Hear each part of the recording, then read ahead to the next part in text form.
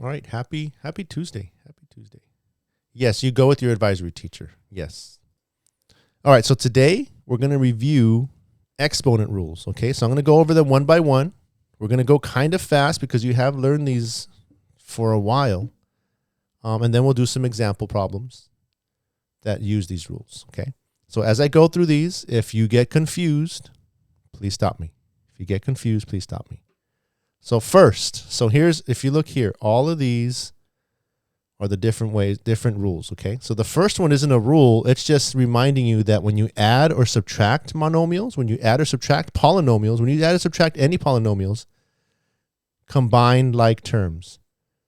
Do not change the exponents. When you add or subtract, exponents don't change. You should put that there in red. When you add or subtract, exponents do not change.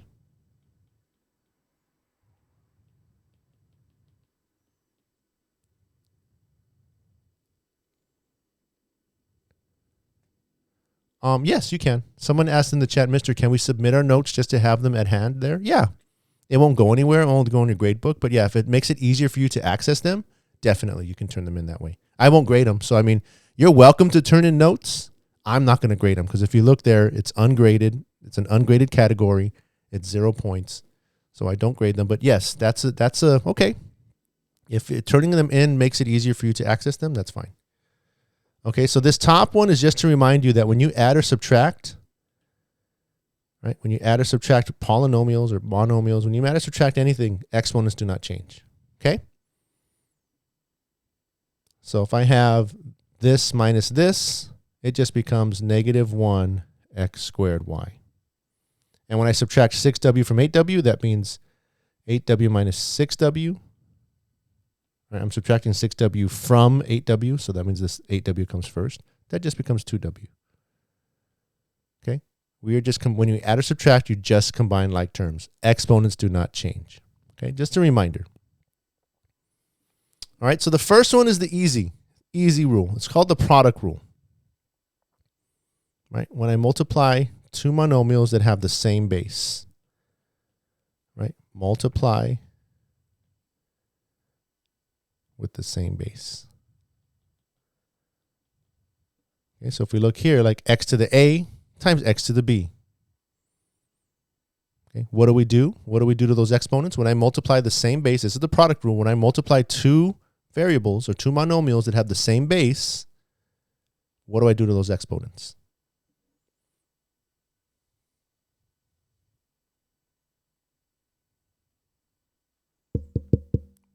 You add them. Very good. X to the a plus b. So this is our first rule. This is our first property. X to the a times x to the b equals x to the a plus b. Okay. Some of you are wondering why. Why do we add them? Well, let's look at this. Let's look at an example here. H squared, let's do this the long way. H squared means h times h. H to the 6 means h times h times h times h times h times h. And I'm multiplying those. Well, h squared times h to the 6, well, all together, it's all still being multiplied. There are 1, 2, 3, 4, 5, 6, 7, 8. So that's h to the 8. So instead of doing all of this, we just have 2 of these and we have 6 of these. And since we're multiplying anyway and everything's multiplication, and that's what exponents mean if we're multiplying the same thing, we just add them. So we can just say h to the 2 plus 6. Yeah?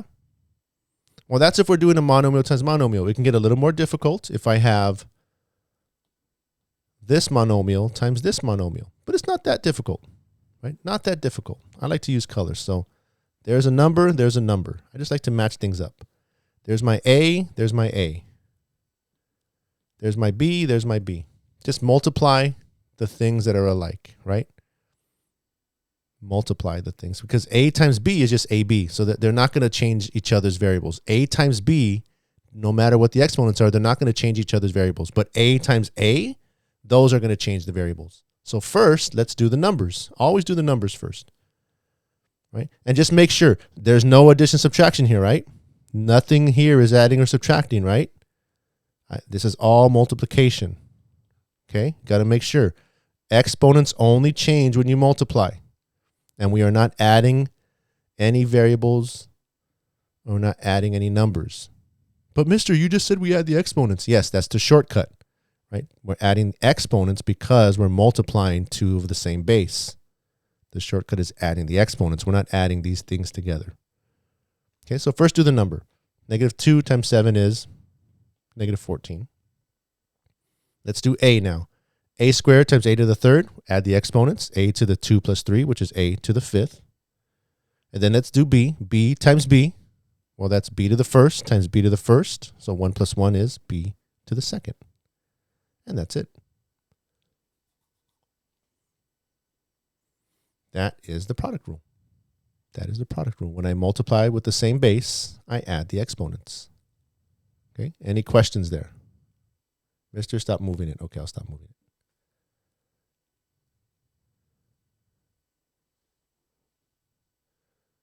Anybody that's confused, now's the time to send your questions.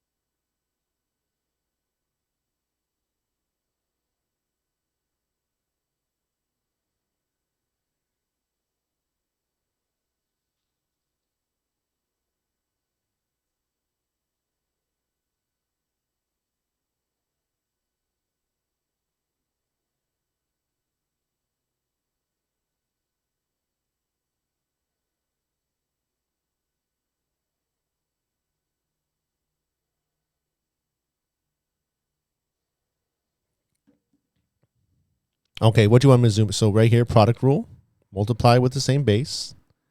Then x to the a times x to the b equals x to the a plus b. This is the actual rule. This is what you're going to follow. And then we have this.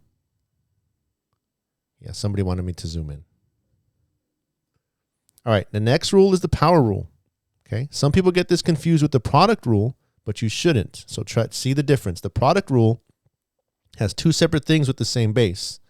The power rule, on the other hand, has one base to a power, and all of that is raised to another power. So sometimes people call this power to a power. Okay, I see a lot of students confusing both of these. Okay, but the product rule means I have a product, right? Product, I'm multiplying. I'm getting the product of these two separate things. Power to a power, the power rule means I already have. Now, how does this work? What do I do to those? If I have x to the a raised to the b, what do I do to those exponents?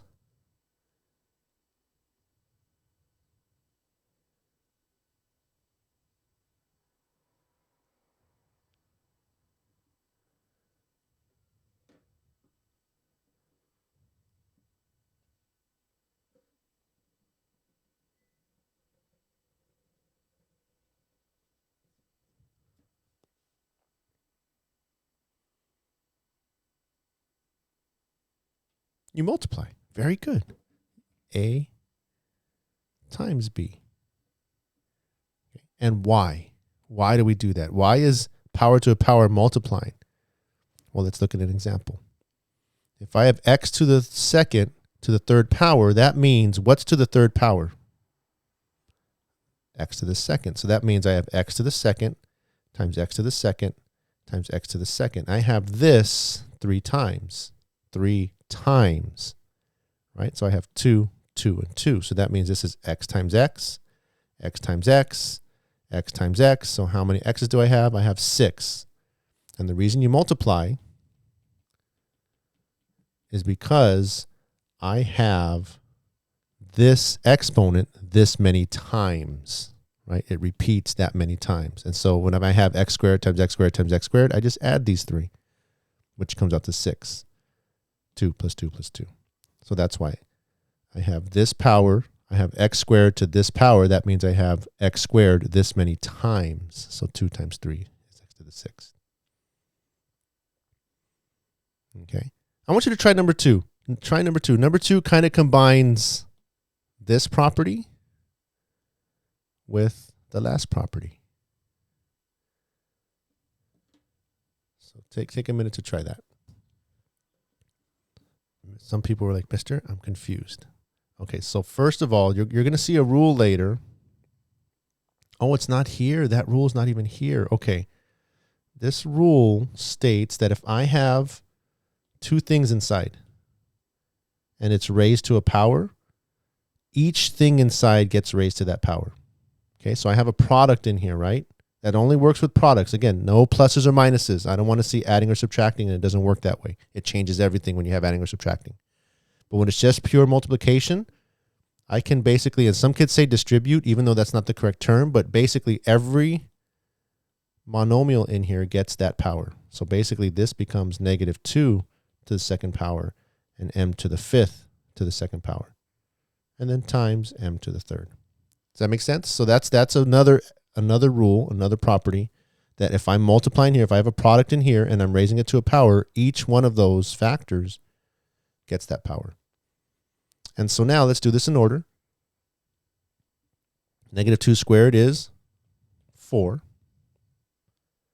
M to the 5th to the 2nd, m to the 5th to the 2nd, that's power to a power. So guess what do you do to those? What do you do to the 5 and the 2? You multiply them, so that becomes m to the 10th times m to the 3rd. And so now m to the 10th times m to the 3rd, that's your product property, right? That's product property, same base. And so we add those exponents, so that becomes m to the 13th. Okay. Any questions? Any questions? If you're confused, ask now. This is all review. This is all stuff you should know, but I want to go over it just in case you don't remember, which I think for a few of you don't remember, and that's okay. But I am going a little faster, right? This whole thing I think you did in 7th grade, then you did it again in algebra, and maybe you took a couple days, maybe a week to work on this. You did each of these rules you did a rule a day, I think. Yeah, we're doing all the rules right now. Probably today and some of tomorrow. Okay. Any questions, please ask. I'll give you a minute to copy this down. If you want me to zoom into another part, let me know. All right, guys. So now let's go to the quotient rule. Deja vu, right? Let's go to the quotient rule, or dividing with the same base. Okay, so we have 2 monomials here with the same base, and some of you are like, Mister, what's a base? Well, when you have an exponent, this big number is the base, right? And this number here is the power or the exponent, right? And so if they have the same base, what do we do with the exponents? So if I have the same base, okay, let's think about it. When I multiplied the same base, I added the exponent. So when I divide the same base, everybody, if we were in class, everyone would be yelling, yes, subtract. We subtract, but we make sure you subtract to the top exponent minus the bottom exponent. Okay, it's always the top minus bottom. This minus this. Now, some of you are saying, tell me why. Okay, so let's go over here. Let's look at an example. Let's ignore the 27 and 42. I just want to look at the x's. So we have x to the 5th over x to the 1st, right? You don't see an exponent, it means a first.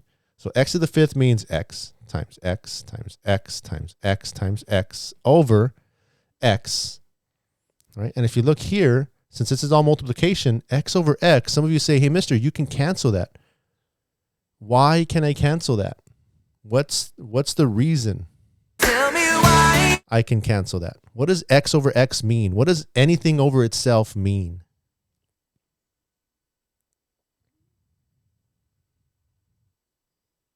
1. Exactly. Anything over itself. So that's the reason we can cancel. A lot of you use the word cancel a lot. You cancel, like this cancel culture, right? A lot of you use the word cancel when you cross out a number over a number when you're multiplying. But you need to know the reason why. The reason we're canceling is because that leads to a 1, and anything times 1 stays the same. That's why we can cross it out, because it turns into a 1. X over X is 1. And this only works when everything's being multiplied and it's in a fraction. If I have a plus right here, can't do that. If there was a minus right here, can't do that. It all has to be multiplication, and it is. So we can cancel that out, and that's why we're left with x to the 4th. That's why we subtract. We're subtracting how the number we have down here with the number we have up here. Okay. Now, if I kept the 27 and 42 up there, I would just simplify it. So we know x to the 5th, this becomes x to the 5th minus 1. And then 27 over 42, what does that simplify to? 27 over, and this is how you do it. So when I subtracted this is up here. It's in the numerator, right? And so 27 and 42, I can divide them both by 3, right? Can I divide it by 3? Yes, you can. And what's 42 divided by 3? 14. And what's 27 divided by 3? 9. And so there's my answer. 9x to the 4th over 14. All right, try number 2. Try number 2. It's kind of combining the last property with this property. So try number 2.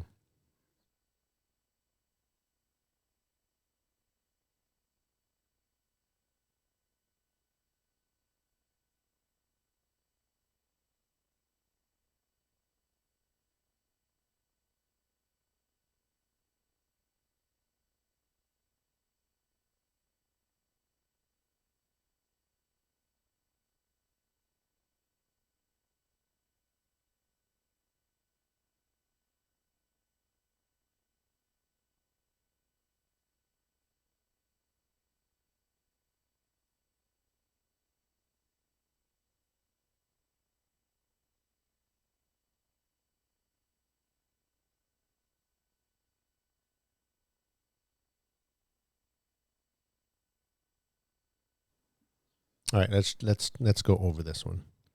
So first, this is what I always like to do. So when you have a fraction here, whenever you have a fraction, always simplify the top. Get the top all simplified. Do all the properties that you can do. Get it as simplified as possible. And then get the bottom. Get that as simplified as possible. Then work on the quotient property. Don't try to do the quotient property first. Always get your numerator simplified as much as possible, and then get your denominator simplified as much as possible. Then start looking at the quotient property. Okay, so that's what I like to do. Now, y to the 2nd power squared, well, that's power to a power, so that means they multiply, so that becomes y to the 4th over y to the 4th. Well, if we use our property, right, we can say y to the 4 minus 4, which is y to the 0.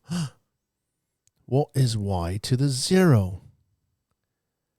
But some of you are saying, wait, mister, isn't y to the 4th over y to the 4th, isn't that just 1? And you just said, mister, anything over itself is 1, and that's correct. But when I do the property, 4 minus 4, I get 0. Is that the same as this? The answer is yes. And I'm going to jump to this property over here, the 0 exponent rule. So I'm skipping negative. We'll get to negative exponents, but with the 0 exponent rule, any number raised to the 0 power is 1. Okay, and this shows you. Tell me why. This shows you why, because when I have the exponents add up to 0, this means I have the same thing over the same thing, right? Which equals 1. Does that make sense? So now we just did this 0 exponent rule. Any number to the 0 power is 1. Any number to the 0 power is 1. So for instance, if I look here, 7 times x to the 0, well, x to the 0 means 1. So this just means 7 times 1, which is 7. Do what again? This? What's 4 minus 4? 0. And what's y to the 4th over y to the 4th? 1. Anything over itself is 1. And so this leads us, when I do the property, I get y to the 0. But when I look at this, when I have same over same, I get 1. Are these two the same thing? And the answer is yes, because the 0 exponent rule.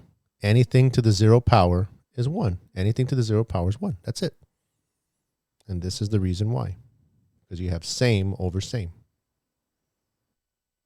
Any specific questions? All right. Just anything to the 0 power is 1. Just because the 0 power just means I subtracted the number from itself, right? Which means I had the same thing over itself. Y to the 4th over y to the 4th. So that actually gives me 1. And so if I go down here, 7 times x to the 0, well, that just means 7 times 1, which is 7. And if I look here, y to the 4th to the 2nd power, well, I multiply these, so that becomes y to the 8th over y to the 8th. Well, that's w to the 8 minus 8, which is w to the 0 power, or same over same equals 1. Right? Anything to the 0 power equals 1. All right, I'm going to leave the last one for tomorrow, the negative exponent rule. I'm going to tell you negative exponent just means, okay? And I'll let you know what that means on tomorrow's episode. So tune in tomorrow. You'll find out tomorrow.